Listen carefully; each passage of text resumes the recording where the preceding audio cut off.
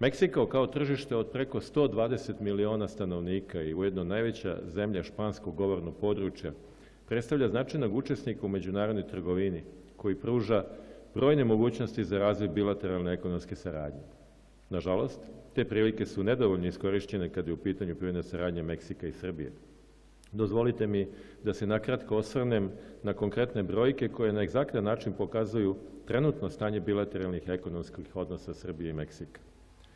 Ukupna spoljnotrgovinska razmena u robi sa Meksikom u 2016. godini iznosila je 38 miliona dolara. Ukupan izvoz u 2016. godini iznosio je skoro 8 miliona američkih dolara, dok je uvoz iz Meksika za isti period iznosio 30 miliona američkih dolara. U 2016. godini ukupno izvozu u Meksiko najzastupljenije su bile pogonske mašine i motori sa učešćem od 12%, dok su proizvodnja gotove hrane za životinje, kao i proizvodnja proizvoda od gume, učestvovale sa 11, odnosno 10% u ukupnom izvozu. U 2016. godini u uvozu iz Meksika dominirala je proizvodnja komunikacione opreme učešćem od 15% u ukupnom uvozu, dok su proizvodnja žičane i kablovske opreme, kao i gajenje višegodišnjih biljaka, učestvovale sa 13, odnosno 8%. Moram da konstatujem da je robna razmena Srbije i Meksika skromnog obima, sa konstantno visokim deficitom na srpskoj strani.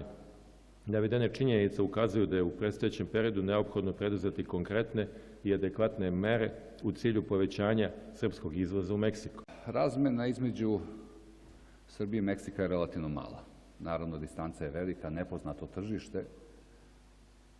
Istorijski nismo imali priliku mnogo da sarađujemo i da radimo i naravno da je to uslovi, odnosno preduslovi koji su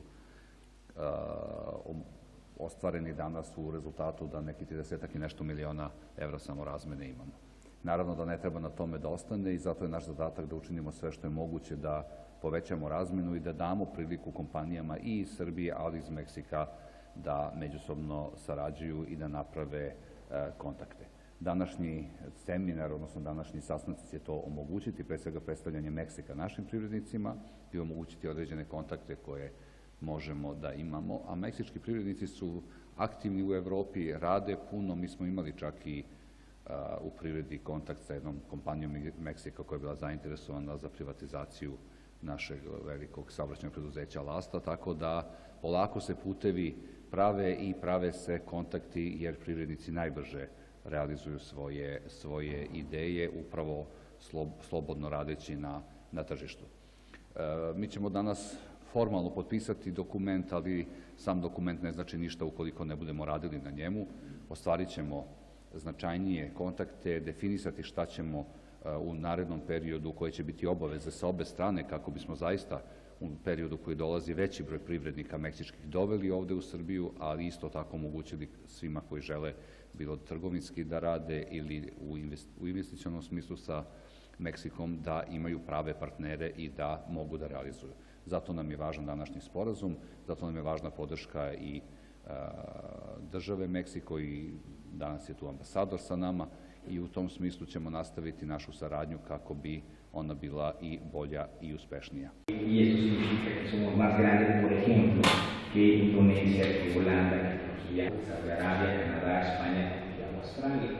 Y si consideramos, por otra parte, el tamaño de los mercados es muy grande, muy importante, siendo 29 millones de habitantes, para hacerla más competitiva y más eficiente.